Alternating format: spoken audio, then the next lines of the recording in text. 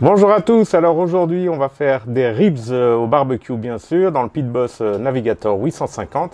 Mais ce qui est intéressant par rapport aux autres recettes de ribs, c'est qu'on va faire des ribs, mais pas comme tous les ribs. C'est-à-dire qu'on va pas faire le baby back ribs, on va pas faire le St. Louis cut ribs. On va pas faire le spare ribs non plus, on va en fait faire un hybride de tout ça. C'est-à-dire que, vous savez, le ribs en fait c'est simplement les côtes du cochon et puis au-dessus de ces côtes on a le gras, le lard. Eh bien en fait l'idée ici c'est d'aller voir votre boucher et de lui demander le ribs mais avec le gras jusque la couenne. Donc en fait on va avoir un ribs qui est excessivement épais, vous allez prendre simplement l'équivalent du lard, mais avec les os. D'accord? Alors, pourquoi faire ça? Simplement, il faut comprendre une chose, c'est que les bouchers, en fait, eux, ils vont réussir à couper le ribs tellement proche de l'os qu'ils vont pouvoir vendre ce lard après en laissant très peu de viande sur le ribs. Or, un très bon ribs, aux États-Unis, vous allez avoir des ribs qui sont très épais. Un très bon ribs comporte vraiment pas mal de viande. Alors, ce ribs-ci fait 2 kg 850 grammes avant évidemment de le nettoyer, avant de retirer la peau c'est assez lourd. Donc on va être aux alentours des 2 kg, 2 kg 2 je pense, une fois qu'il sera nettoyé, mais vous allez avoir un ribs de 2 kg. Vous allez pouvoir manger à 3-4 personnes dessus sans problème et vous allez avoir le meilleur ribs que vous avez jamais mangé toute votre vie. Alors au niveau de l'intérêt, hormis la cuisson, vous allez ici pouvoir faire vraiment le fameux 3-2-1 si vous le souhaitez, mais vous allez même pouvoir faire mieux que ça. Vous allez pouvoir cuire votre ribs sans jamais l'emballer pour avoir un maximum de fumée, un bark comme vous n'avez jamais eu. C'est vraiment le top du top au niveau des ribs. En tout cas, moi, c'est comme ça que je les préfère. Évidemment, sinon, je ne vous montrerai pas cette vidéo. Donc, autre avantage, c'est qu'au niveau financier, vous savez, les ribs, ça se vend entre 5 et 9 euros du kilo. Le lard, c'est la même chose, entre, je dirais plutôt 6 et 10, 12 euros du kilo. Mais ici, comme le boucher n'aura quasiment aucun travail à faire dessus.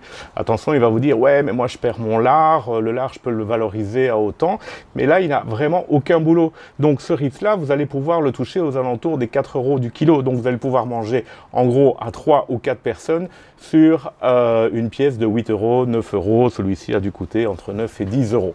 D'accord? Donc c'est parti. Alors on n'a qu'une seule chose à faire, en fait, très simple par rapport aux autres ribs, c'est simplement retirer la couenne et un petit peu de gras quand même, parce qu'on ne veut pas que le rib soit trop gras, parce que s'il est trop gras, le rub qu'on va appliquer ne va pas pénétrer, ne va pas traverser la graisse. Ceci dit, il ne va pas pénétrer très loin dans la viande non plus, mais en retirant ce gras, on va quand même optimiser, je dirais, le travail du rub sur la surface de la viande. Alors pour le reste, c'est très simple, on va retirer la membrane comme d'habitude à l'arrière du ribs. Voilà, il n'y a rien de particulier. La seule chose, c'est qu'au lieu de l'emballer dans du papier aluminium après les X heures de cuisson, je dis X parce que je n'en ai aucune idée, je ne sais pas du tout quand est-ce que ce ribs sera cuit. En tout cas, je ne vais certainement pas attendre 3 heures parce que si ça tombe, il m'en faudra 5. Donc, je verrai quand il sera cuit à partir du moment où la viande se rétractera de l'os. Et à ce moment-là, je pourrai l'emballer. Mais je ne vais pas l'emballer dans du papier aluminium parce que vu la taille du ribs, l'épaisseur du ribs, je vais faire plus de dommages qu'autre chose. Je voudrais vraiment garder ce bark, je voudrais vraiment profiter au maximum de ma fumée. Et donc, je vais l'emballer dans du papier bouché. Mais comme je vous dis, je pourrais très bien, et je le fais très souvent, ne pas l'emballer du tout. On va, après la première demi-heure et toutes les demi-heures jusqu'à la fin de la cuisson, on va le pulvériser avec un mélange de 50% de jus de pomme et 50% de vinaigre de cidre. Ok, puis c'est tout. Au niveau du rub, je prends un rub, c'est une vraie tuerie ici, c'est le Cosmos Q Honey Killer Bee, donc c'est un rub forcément sucré puisqu'à base de miel, mais il est super bon et il donne une couleur vraiment magnifique aux ribs. Et puis je pourrais, si je veux ou pas, le laquer, faire un glaze ou pas. Ça c'est au choix bien sûr. Donc je vous montre, on dégraisse, on découenne et puis on met le rub, on attend une petite heure et au barbecue 120 degrés jusqu'au moment où la viande se rétracte de l'os. Alors, pour ce boulot, vous avez besoin d'un couteau qui coupe vraiment super bien. So you need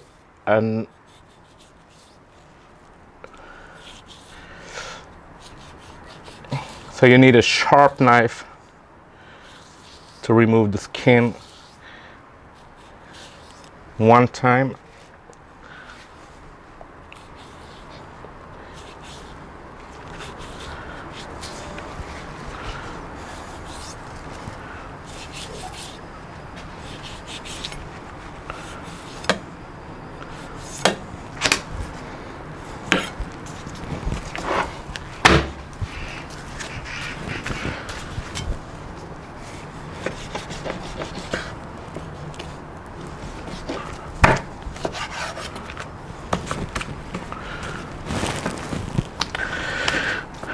Voilà, alors là j'ai encore beaucoup de gras, donc je vais retirer une partie de ce gras, ok, pour essayer d'arriver le plus près possible du muscle.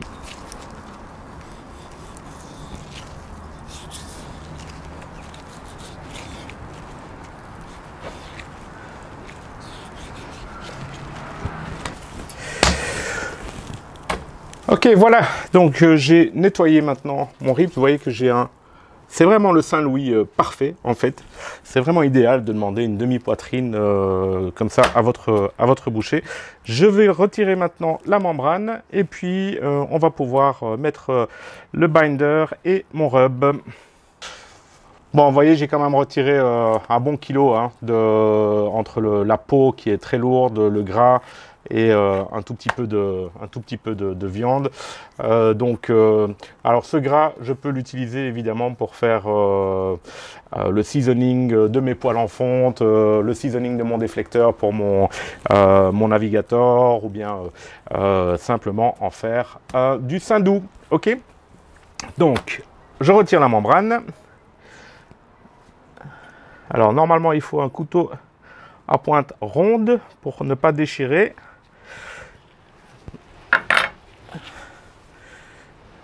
Mais comme je sais être délicat quand il faut, je m'en sors. Alors, maintenant le binder. Le binder, je prends de la moutarde classique Yellow de chez French, qui est une moutarde douce américaine. Pourquoi est-ce qu'on utilise souvent la moutarde comme binder? Parce que ça permet de vraiment accrocher le rub, accrocher la viande, et ça ne donne pas de goût à la viande au moment de la cuisson. Okay, donc ce binder est absorbé à cause du vinaigre dans la viande. Ça sert même un petit peu d'attendrisseur aussi, mais bon, voilà, sur une viande aussi grasse, c'est pas vraiment nécessaire. Alors le binder, ça s'applique délicatement. Il ne faut pas en mettre beaucoup.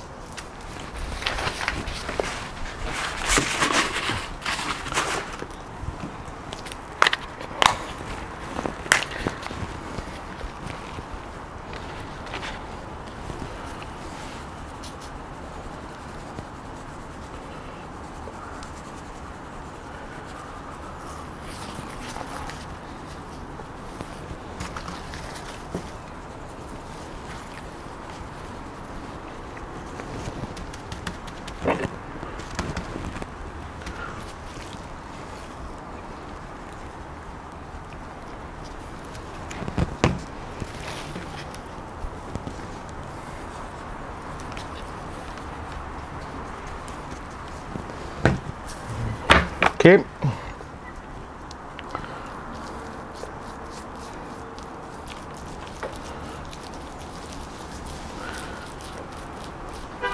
Et maintenant le rub.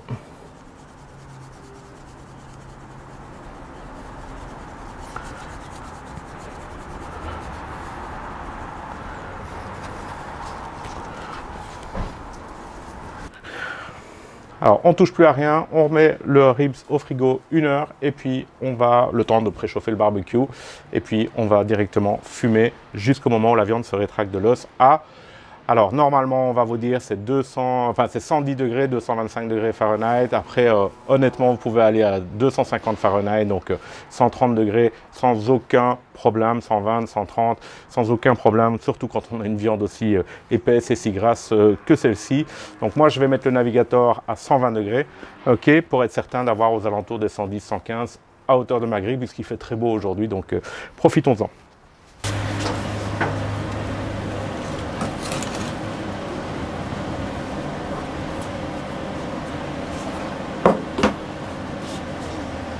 Alors, vous voyez quelle magnifique couleur.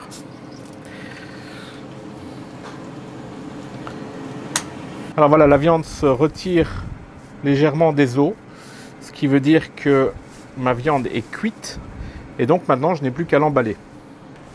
Alors pour emballer, très simple, un peu de papier bouché comme je vous ai dit et un petit peu de beurre.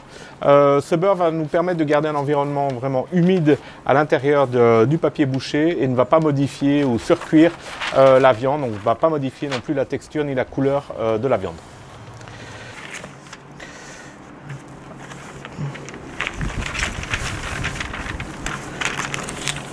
Voilà, il doit y avoir à peu près 50 grammes de beurre, ça suffit amplement. Ce que je vais faire, c'est donner un petit peu plus d'espace.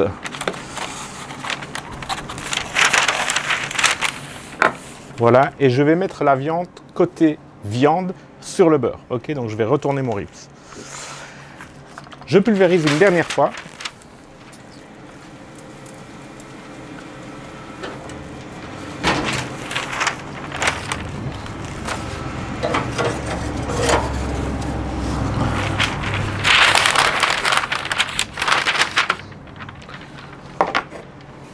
Alors ici, on va bien serrer le papier pour ne pas qu'il y ait trop d'air ou d'espace entre le papier et la viande. Okay.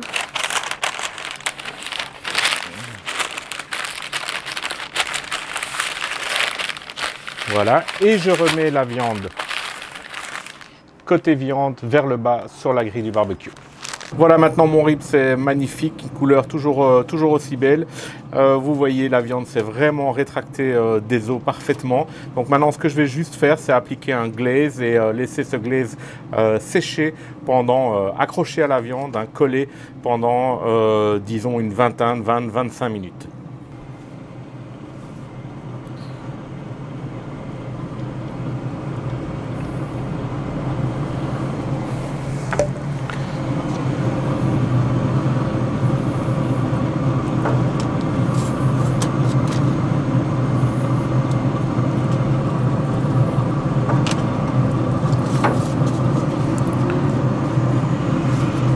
Et voilà, notre ribs est terminé. Vous voyez que il est assez beau. Hein.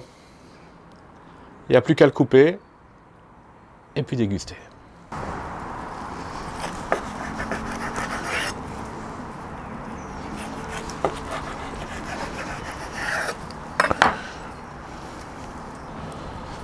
Voilà, alors vous pouvez voir, on a un super smoke ring. La viande est vraiment juteuse. Et une chose qui est parfaite, c'est que la viande se détache de l'os, mais l'os, je ne sais pas le retirer. Donc j'ai vraiment réussi mon coup. Vous voyez quel plaisir d'avoir un ribs aussi gros, aussi large, en utilisant cette poitrine de porc directement. Top top.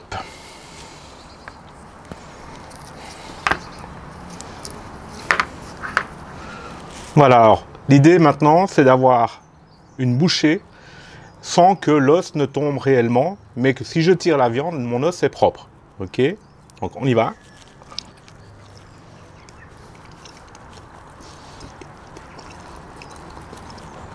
Ah. C'est vraiment super bon parce qu'on ressent vraiment le goût du porc, le petit rub qui est légèrement sucré, qui est tip top. Et la sauce, enfin le glaze qui lui est un petit peu piquant, avec ce goût de cerise et de pommes. Waouh, terrible, vraiment terrible. Bien, j'espère que vous avez apprécié cette vidéo. N'hésitez pas à laisser un petit pouce bleu et puis à vous abonner à ma chaîne. À très bientôt. Hmm.